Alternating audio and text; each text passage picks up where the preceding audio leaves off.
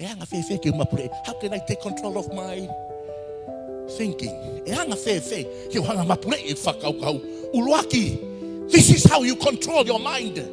Think about the goodness of God in your life. Amen. Don't think about the words of the doctor. Don't think about the words of your enemies.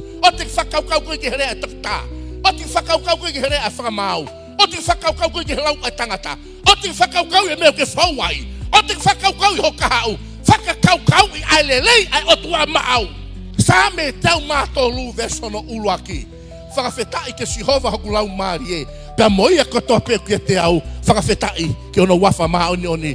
Whakawhetai ke Sihova hokulau marie. Dawa na ngalo ene ngahi fuaki ofa kotoa pe.